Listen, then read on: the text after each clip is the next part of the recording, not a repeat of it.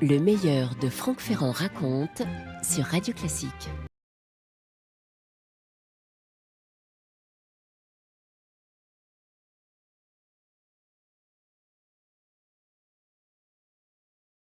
D'un des plus importants studios d'Hollywood, la MGM, Metro-Goldwyn-Mayer, n'est-ce pas? Au milieu des années 30, c'est un homme extrêmement puissant et le 13 septembre 1935, précisément, c'est un homme d'humeur maussade. Quand sa secrétaire, elle s'appelle Ida, lui demande d'écouter une chanteuse qui n'a que 13 ans et qui est venue pour auditionner, il a vraiment envie de dire non. Mais après tout, la secrétaire a l'air tout à fait sûre d'elle au sujet de cette petite Judy Garland. Elle vous stupéfiera, vous verrez, a dit Ida. Bon, ben, alors allons-y. Et quand il voit cette gamine se présenter devant lui, Louis Mayer reste assez dubitatif, pour tout vous dire. Le vrai nom de la petite Judy, c'est Frances Gumm.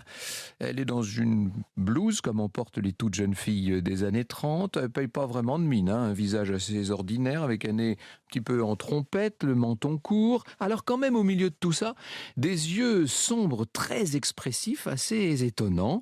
Elle s'installe près du grand piano blanc, où l'attend le musicien de service. Meyer observe la petite taille de la gamine, sa silhouette un petit peu enveloppée, et puis ça y est, elle se met à chanter. Elle chante « Sing when the strings of my heart ». C'est un air populaire. Et là, tout de suite, alors même qu'elle vient d'ouvrir la bouche, le miracle survient. Non seulement cette petite-là sait chanter, mais elle possède un timbre très particulier, pur, personnel, quelque chose de délicat, comme on n'en a pas souvent entendu, vous savez. C'est cuivré cette voix-là, et il y a quelque chose d'adulte pour une si jeune fille.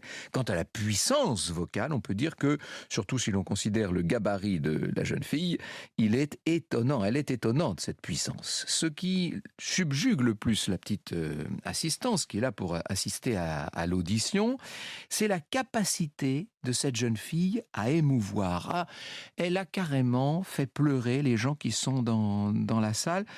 Sauf Louis Mayer, ai-je besoin de vous le dire, lui a gardé un visage absolument fermé, comme s'il ne ressentait absolument rien. Judy en a fini avec ce qu'elle regarde comme une audition pénible. Elle est assez dépitée, elle est convaincue d'avoir échoué. Sa mère va lui en vouloir, on va le lui faire sentir. Eh bien non, elle se trompe. Parce que bientôt, et même très bientôt, on va lui tendre un contrat. Mayer n'a même pas jugé utile de la tester face à une caméra. Dans la biographie qu'il vient de faire paraître chez l'Archipel, Bertrand Tessier, la biographie s'appelle Judy Garland, Splendeur et chute d'une légende, il nous dit son salaire sera au départ de $100 par semaine, une petite fortune pour les Gumm qui ont toutes les peines du monde à assurer leur subsistance. Franck Ferrand sur Radio Classique. Il faut vous dire qu'elle n'est pas née à Hollywood du tout, cette petite Frances Gumm. Elle est née bien loin de là, à Grand Rapids, qui est une bourgade du Minnesota. C'est la dernière de 3 sœurs. Autant dire que lorsqu'elle est née, ça n'a pas tellement arrangé la famille. On avait même envisagé un temps un avortement. Son père est un homme affectueux, il s'appelle Frank, il gère un cinéma. La femme, la mère donc on va l'appeler Judy, ce sera plus simple, Ethel joue du piano pendant les films. On est à la grande époque des films muets, bien entendu. Les Gumm sont artistes dans l'âme. Ils organisent des spectacles avec leurs filles parce que les gamines chantent, dansent. Et dès 2 ans, la petite Judy fait ses premiers pas sur les planches. Elle a vraiment de la voix, hein. Elle a un coffre peu ordinaire, cette Baby Gumm. Elle saisit littéralement les spectateurs. Problème, à Grand Rapids, une affaire va éclabousser la famille parce qu'il se trouve que le père de Judy s'est montré proche, beaucoup trop proche d'un certain nombre de jeunes hommes de la ville. Inutile de vous dire que dans l'Amérique de l'époque et dans l'Amérique profonde de l'époque, ça ne passe pas. Je ne suis pas persuadé que ça passe beaucoup mieux aujourd'hui d'ailleurs. Les Gumm sont obligés de partir. Ils vont choisir la Californie. Frank a trouvé là-bas un autre cinéma. Ces filles vont devenir de plus en plus professionnelles et bientôt, on verra les Gumm Sisters tourner dans des spectacles de vaudeville. Elles sont très douées, il faut le dire. Elles brûlent les planches. Enfin, c'est un succès relatif, hein. Mais ce qui est vrai, c'est que Judy a quelque chose que ses sœurs n'ont pas. Quelque chose de plus, vous savez, elle a la petite étincelle. Et alors que les finances familiales sont en train de se dégrader, sa voix en or est en train de devenir l'espoir des Gum, surtout l'espoir de maman Gum qui va la pousser, comme on peut faire dans l'Amérique des années 30. Vous voyez, cette mère est quand même d'une certaine rudesse. Elle vit peut-être aussi le succès par procuration à travers sa fille Ethel. Elle fait travailler beaucoup Judy, elle lui fait rencontrer des gens du métier, elle lui fait passer audition sur audition, jusqu'à ce que vienne donc le fameux jour de 1935 où la petite se retrouve devant Louis Meyer. Le contrat est donc bientôt signé. Judy est invitée à se produire sur une grande radio, mais la veille, son père est brusquement tombé malade. Frank est atteint d'une grave méningite, ce qui bien sûr bouleverse la famille, à commencer par Judy, pour qui son père est tout. Ethel, toutefois, tient absolument à ce que sa fille honore son engagement. On lui dit qu'une radio est allumée près du lit de son père et que peut-être il va pouvoir l'entendre. Alors, quand Judy se place devant le grand micro tel qu'il pouvait être à l'époque, elle chante en pensant à son père, en pensant à lui de toute son âme. Et le public qui la découvre applaudit à tout rompre. Le lendemain, l'adolescente apprendra que son père s'est endormi à jamais. Au moment où elle chantait, il n'a pas pu l'entendre parce que déjà, il était inconscient. Elle a 13 ans, Judy. Elle est livrée maintenant, si je puis dire, à ces deux marionnettistes que sont sa mère et Monsieur Meyer. On ne sait pas exactement quoi faire au studio de cette chanteuse qui, certes, est très douée, mais ce physique pas très facile. Et alors, dans un mélange d'affection et de cruauté, Meyer se met à l'appeler « ma petite bossue ». Judy va finir par apparaître dans des films, dans des rôles qui sont, disons-le, peu consistants. Elle chante un peu, elle émeut la galerie, et puis allez hop, on la fait disparaître de l'écran. Mais c'est assez pour que le studio réalise qu'elle possède un autre don. C'est le don, tellement plus important même qu'une voix extraordinaire, c'est le don de toucher, de marquer le public. Bien sûr qu'elle n'a pas la beauté des actrices stars de l'époque, mais elle a peut-être mieux que cela. Elle a de la sensibilité, vous l'aurez compris, elle a un instinct étonnant, elle a surtout ce qui ne s'apprend pas, le charisme. Meyer croyait avoir trouvé un talent, il a en fait déniché une pépite et vous pouvez lui faire confiance pour exploiter cela à fond. Le meilleur de Franck Ferrand raconte sur Radio Classique. Le Magicien d'Oz, ce film qui en partie est en Technicolor, adapté de livres pour enfants, ce film a failli avoir pour vedette Shirley Temple, la petite enfant star de l'époque avec sa frimousse espiègle. Seulement le studio de Shirley n'a pas voulu la prêter, comme on dit, et c'est le second choix de Meyer qu'on a vu apparaître à l'écran, c'est-à-dire cette Judy de 16 ans. 16 ans, c'est un petit peu beaucoup pour interpréter le rôle de cette fillette du Kansas, en quête d'un monde imaginaire.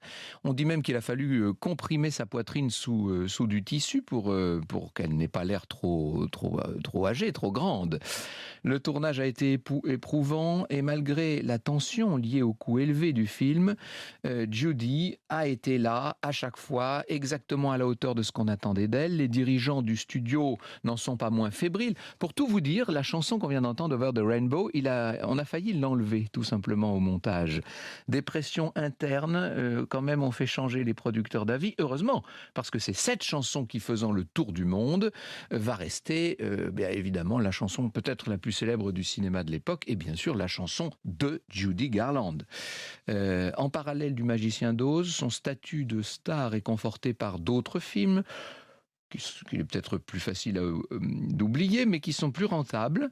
Elle tourne ses films avec un jeune acteur, lui aussi tout petit, Mickey Rooney, qui va jouer évidemment le rôle que vous savez. Judy se spécialise dans des rôles d'adolescentes tout à fait communes et qui se révèlent, ces ados, par leur fougue, par leur talent, par l'étincelle qu'elles mettent dans la vie et son dynamisme et ce duo qu'elles forment, un duo dansant et chantant avec Rooney, va devenir le duo favori du public et les films s'enchaînent.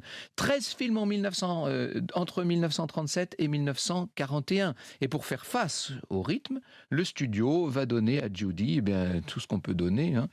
Elle est un petit peu fatiguée, allez hop, une pilule. Elle ne trouve pas le sommeil, une pilule. Il lui faut perdre du poids, 2 pilules. Elle, on la bourre de médicaments et au sortir de l'adolescence, sa dépendance à diverses substances chimiques est déjà en train de s'installer. Seulement, il y a le succès derrière et ça a l'air de tout justifier. Judy réussit son passage à l'âge adulte. Elle devient d'ailleurs nettement plus jolie, avec des traits qui restent toujours imparfaits, avec cette petite taille, 1,51 m. Évidemment, elle ne sera jamais Lana Turner ou Jean Turney, ça c'est certain. Mais elle a une beauté peut-être plus crédible, qui fait moins cinéma d'une certaine manière. Et puis après tout, l'Amérique l'a vu grandir. Elle entretient avec le public un lien tout à fait particulier. Et de film en film, on va voir que le public s'habitue à être ému par la voix de Judy Garland, à être emporté par son swing. Elle gagne mieux que sa vie, vous imaginez. Elle gagne beaucoup d'argent maintenant. Elle rêve de fuir cette pression des studios. Et pour tout vous dire, non seulement elle veut échapper à Monsieur Meyer, mais elle voudrait bien échapper à sa mère. Alors à 19 ans, elle va épouser un chef d'orchestre, David Rose, ce qui lui permet de s'émanciper. On la voit profiter des fêtes hollywoodiennes. Elle devient un petit peu la coqueluche de toutes les booms. Son humeur assez pétillante et son humour ravageur, dans un registre qui est volontiers de l'ordre de l'autodérision. D'ailleurs, bref, tout ça fait merveille. Et bientôt, elle tombe enceinte. Sa mère et le studio sont tout à fait dépités. On insiste beaucoup pour qu'elle avorte. Elle a des films à tourner. Elle a de l'argent à rapporter. Et c'est vrai que son mari ne la défend pas vraiment dans cette affaire et qu'elle va finir par céder. Et ça va être un drame. Et son mariage ne survivra pas à ce drame. Et la vie doit continuer. En 1944, Judy tourne dans Le Chant du Missouri, une comédie musicale qui a été confiée à Vicente Minnelli. La rencontre d'abord assez improbable entre ce réalisateur tellement raffiné, tellement discret et cette actrice pétulante. Cette rencontre n'était pas très prometteuse et pourtant elle va se révéler être extraordinaire. C'est une révélation. Minnelli met Judy en valeur dans des scènes aux airs de tableau de Renoir. Il remarque qu'elle dispose d'une palette d'actrices extrêmement large, bien plus que celle où la cantonne le studio. Et l'énergie qui émane de cette jeune femme va subjuguer Minnelli, qui est aussi attendri par sa fragilité. C'est de l'amour qui est en train de naître entre eux. Judy a enchaîné les histoires compliquées entre-temps, avec Joe Mankiewicz notamment. Elle finit par voir en Minnelli un espoir de stabilité et ils se marient en 1945. C'est pour elle le début d'un nouveau chapitre dans sa vie, un chapitre avec moins d'excès et sans médicaments. Dans ses mémoires, Minnelli revient sur une scène lors de leur voyage de noces. Nous nous promenions dans un parc près d'une rivière, écrira-t-il. Judy me demanda de lui prendre la main, tandis que de l'autre, elle jetait à l'eau un flacon plein de petites pilules. Dès 1946 va naître la petite Liza, que vous connaissez, n'est-ce pas? Elle est assez célèbre pour qu'on la connaisse, Liza Minnelli. L'équilibre espéré paraît se confirmer, mais en fait, ce qui commence, c'est un véritable enfer, parce que très vite la dépendance aux pilules est plus forte et l'humeur de Judy Garland devient de plus en plus instable. Alors un jour elle est enjouée, agréable comme à l'écran, drôle même à en faire pleurer son entourage, et puis le lendemain on la trouve complètement morne et même atone, incapable de se lever, alors même que les équipes sont en train de s'impatienter sur les plateaux, des dépressions, des pulsions suicidaires. Le tournage du Pirate de Minnelli avec Gene Kelly est un tournage absolument chaotique, ce qui fait que le budget s'envole, les dirigeants des studios en veulent à Judy Garland. Entre nous soit dit, elle le leur rend bien.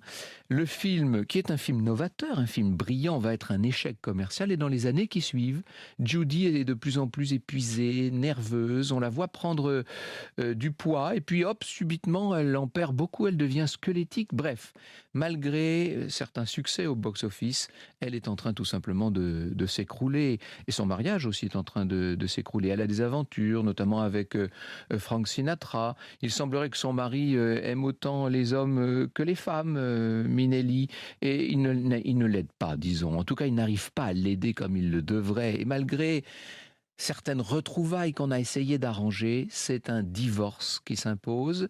Un divorce non seulement avec le mari, mais aussi avec la MGM. Et alors qu'elle multiplie encore les retards, les absences, qu'elle devient un cauchemar pour les studios, on finit par se séparer d'elle en 1950. On dit à Hollywood qu'elle est finie. Attendez, elle va prouver le contraire. Franck Ferrand sur Radio Classique. Je vous ai raconté tous ces hauts, ces bas, etc. Mais dites-vous qu'au moment où elle est renvoyée par la MGM, Judy n'a que 28 ans. Et dès qu'est passée la tempête, elle a en elle les éléments qui lui permettent de se relever. Ce qui va passer aussi par la rencontre d'un nouvel homme, Sid Luft. Pour relancer sa carrière, elle ne choisit pas les États-Unis, mais l'Angleterre. Et ce n'est pas au cinéma, mais sur la scène londonienne qu'elle va se présenter. Elle pourra chanter comme elle l'entend, puissamment, aller au bout de ses émotions sans jamais ménager cette voix. Qui d'ailleurs évolue, elle devient peut-être un petit peu moins pure, mais tellement plus riche et profonde, plus étonnante aussi. Les concerts qu'elle donne à Londres sont un succès immense.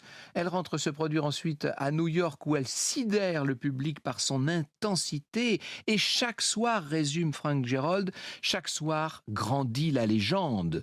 Le retour sur grand écran est bientôt programmé. Judy et Sid optent pour un remake musical du film Star is Born, une étoile est née, qui raconte l'éclosion d'une jeune star à partir de rien, tandis que son mari célèbre va sombrer dans une sorte de déchéance autodestructrice. Inutile de vous dire que c'est un sujet que Judy comprend bien. Un grand studio, la Warner, un réalisateur brillant, George Cukor en personne, sont liés au projet. Et pour l'acteur principal, c'est compliqué puisque les exigences du studio et la réputation de Judy ne vont pas aider. Elle voulait Cary Grant ou son ami Humphrey Bogart, et elle aura le subtil, à mon avis l'extraordinaire James Mason. Avec ce film, Judy entend démontrer que son talent est toujours là, qu'il est intact, et que toutes les fragilités qu'elle a pu montrer dans les années précédentes servent en vérité ce talent. Le film ambitieux, sorti en 1954, n'aura pas le succès qu'il aurait sans doute mérité, mais Judy fait impression, et on l'a dit maintenant, très bien placée pour l'Oscar. Franck Ferrand sur Radio Classique. Mars 1955, cette cérémonie des Oscars, et à ce moment-là, Judy est à l'hôpital. Son second enfant avec Sid Luft vient de naître. Une équipe de télé est donc venue filmer la réaction à la victoire probable de Judy Garland dans la chambre. Le poste est allumé. Judy regarde sur l'écran William Holden qui se saisit de la célèbre enveloppe, vous savez, pour l'actrice de l'année. Autant suspend ton vol, il lance un sourire aux lèvres. Grace Kelly pour une fille de la province. Et là, l'équipe de télévision autour de Judy range son matériel et sa caméra, et elle va rester bien déçue sur son lit d'hôpital.